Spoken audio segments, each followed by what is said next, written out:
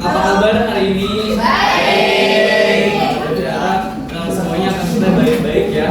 Sebelumnya, marilah kita panjatkan puji dan syukur kehadirat Allah Subhanahu Wa Taala yang telah memberikan kesehatan kepada kita semua, sehingga kita dapat berkumpul di kelas kita ini.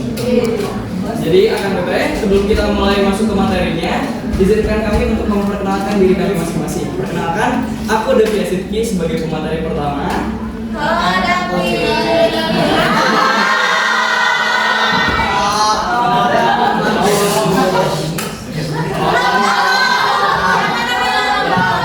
Perkenalkan, nama saya Bowo dari materi Perkenalkan, nama saya Sandra Putri Ramadan sebagai pemateri ketiga. Perkenalkan, nama saya Rizky Putri Anggraini dari pemateri keempat. Perkenalkan, nama saya Rini Nurul Aini dari sebagai pemateri kelima. Perkenalkan, nama saya Mas Andika sebagai materi keenam. Perkenalkan, nama aku Belaji Dialuhan sebagai pemateri terakhir. Nah, kita itu semua perkenalan dari kami. Semoga akan kita sudah melihat mukanya dan tahu namanya. Tanpa berlama-lama, karena waktu itu berjalan, aku akan masuk ke materi pertama, yaitu pengertian dari virus corona. Jadi materi yang akan kita sampaikan itu tentang virus corona. Gitu ya. Virus corona atau yang biasa kita sebut coronavirus itu adalah sebuah kelompok virus yang dapat menginfeksi manusia maupun hewan. Nah, pada manusia kita semua di sini, virus corona ini biasanya menyerang saluran pernapasan kita.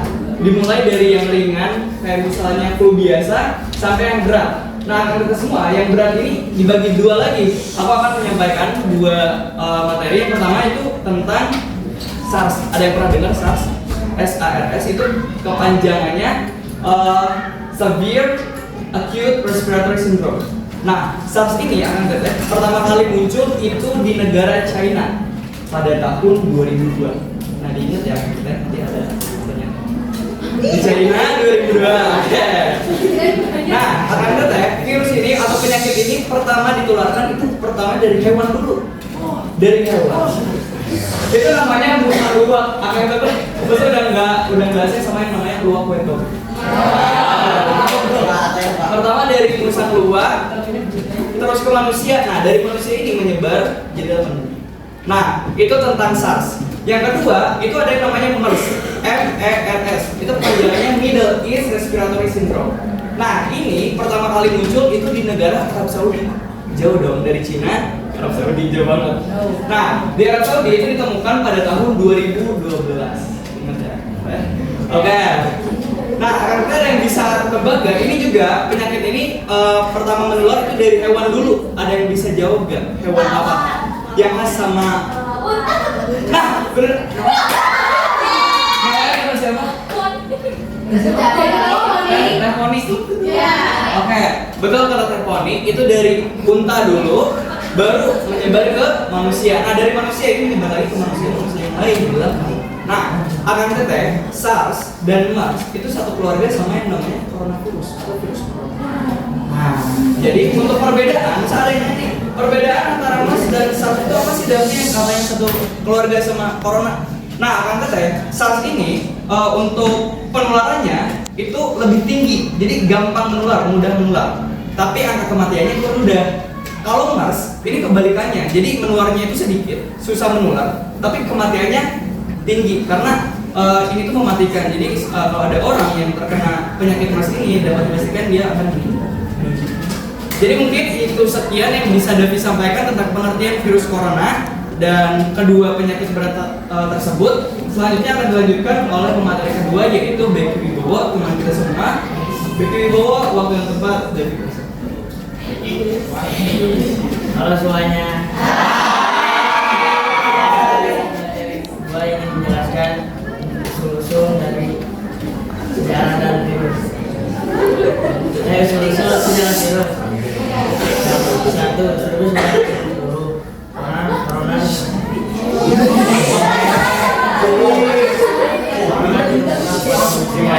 pertama kali pada manusia 2002.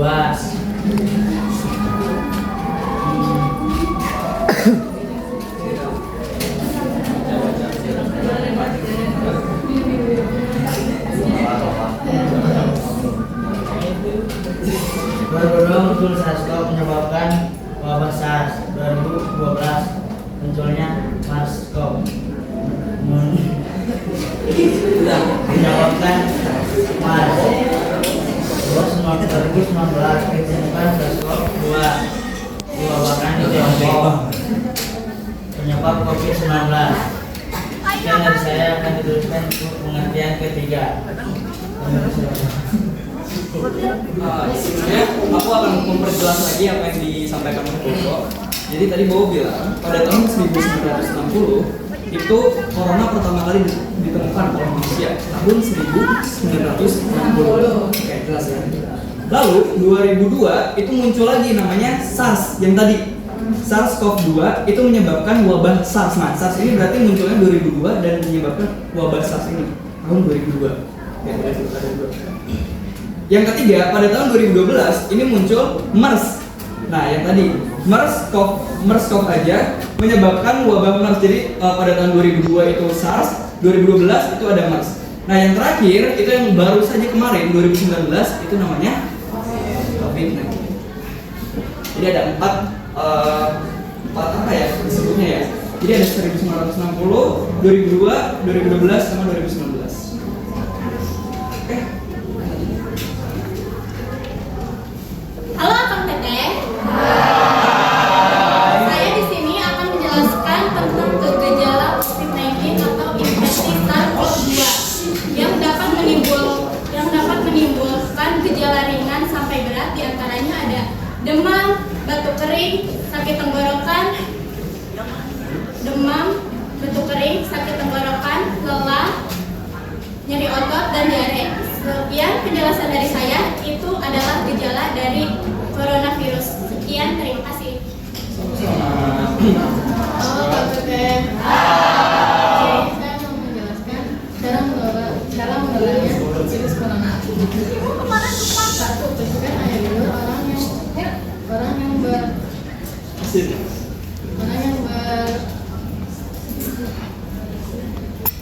orang yang terinfeksi batuk atau bersin. Yang kedua,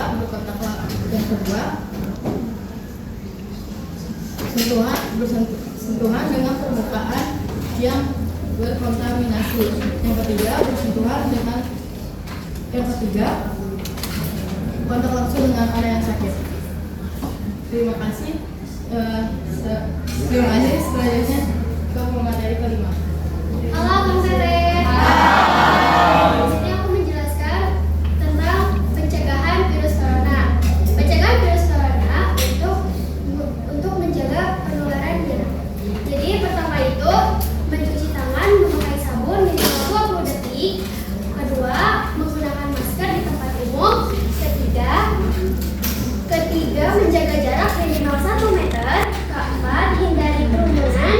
Kelima, mengajukan vaksinasi. Dan terakhir, menjaga pola hidup sehat. Dan itu aja penjelasan dari pencegahan virus corona dari saya. Ya. Halo Kang Teteh semuanya. Ini saya akan menjelaskan tentang vaksinasi COVID-19. Vaksin COVID-19 membantu membentuk kekebalan terhadap SARS-CoV-2 sehingga jika terinfeksi gejalanya lebih ringan dan resiko kematiannya lebih kecil. Di sini ada beberapa vaksinasi COVID-19, antaranya ada Sinovac, terus Pfizer, Moderna, terus yang terakhir ada AstraZeneca. Sekian dari saya, lanjut ke materi terakhir. Halo Kang Teteh. Nah, kan tadi udah dijelasin ya sama pemateri 1 sampai ke 6. Izinin aku buat merangkum semua ya, jadi kesimpulan ya. Jadi kesimpulannya adalah virus corona adalah virus yang menular dan bisa menyebabkan berbagai penyakit yang serius. Langkah pencegahan atau vaksinasi adalah kunci utama untuk mengendalikan penyebaran dan mengurangi keparahan penyakit. Oke, Kang Teteh. Jadi itu semua penjelasan dari kelompok 5 dari kelas kedua tentang biologi di sini virus corona. Nah, aku ucapkan terima kasih banyak yang sudah memperhatikan Kang Teteh. Jadi sekarang kita membuka sesi tanya jawab untuk Kang Teteh yang mau bertanya. Silakan tanyakan, membuka untuk jawaban.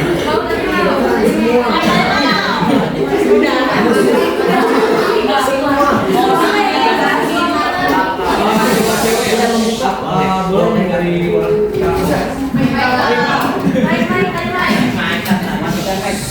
Halo semuanya, nama saya Michael. Di sini saya Ibu. Jadi bertanya, kan kalian bilang tadi itu corona itu menularnya dari air liur ya. Tapi pas lagi puncak puncaknya saya dengar juga, artinya bisa nggak menular dari udara yang terkena. Misalkan saya terkena corona, saya menghirup udara, orang yang satu ruangan yang sama bisa tertular juga. berarti dari udara ya? Ya, dari udara. Oke. Terima kasih Kang Michael. Jawabannya nanti kita jawab bersama-sama. Terima kasih Kang Michael.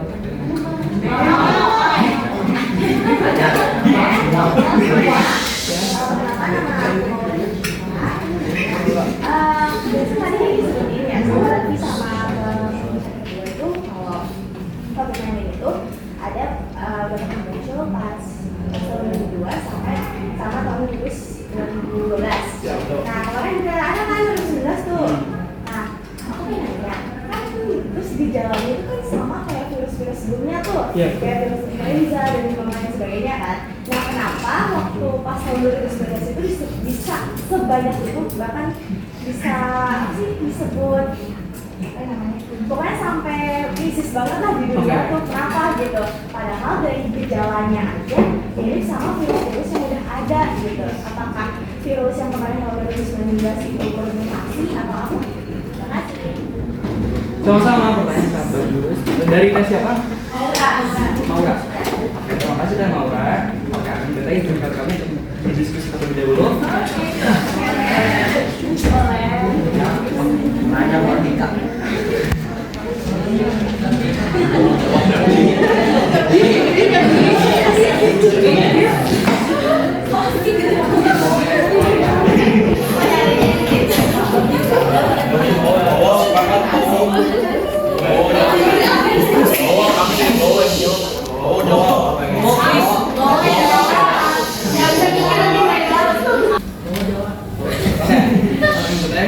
Dijawab pertanyaan dari Michael.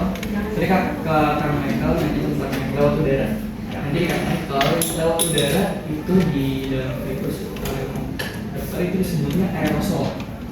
Aerosol itu saya bisa boleh? Caranya ada keliruan.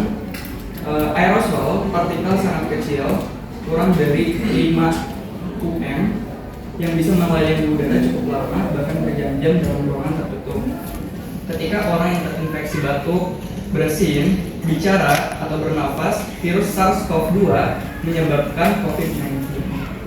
Jadi itu ketika tadi kata Kang Michael bukan dari air liur tapi udara, itu bisa lewat aerosol. Sudah cukup kan belum? Oh, terima kasih Kang Michael.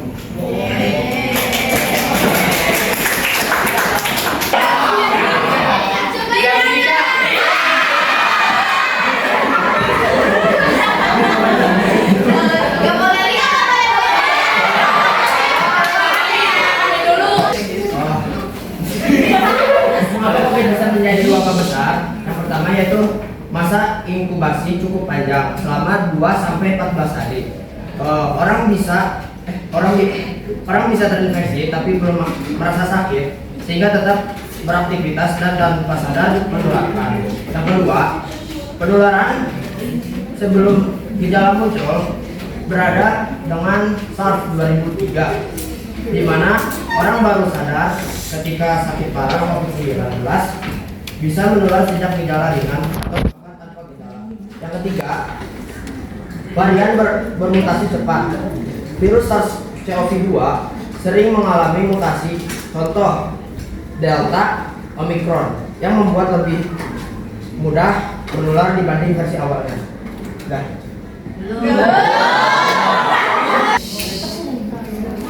Mengapa COVID bisa seramai itu? Faktor pertama yaitu masa inkubasi lebih panjang. Kedua, gejala ringan. Yang kedua, angka reproduksi lebih tinggi. Yang ketiga, gejala ringan atau tanpa gejala. Yang keempat, kompilasi lebih parah. Dan yang kelima terakhir, globalisasi dan mobilitas yang tinggi. Oke.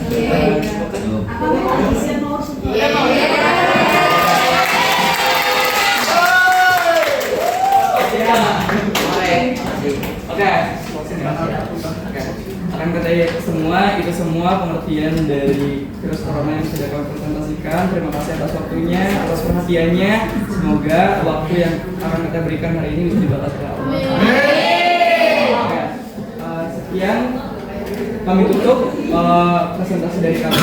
Kurang lebih mohon dimaafkan.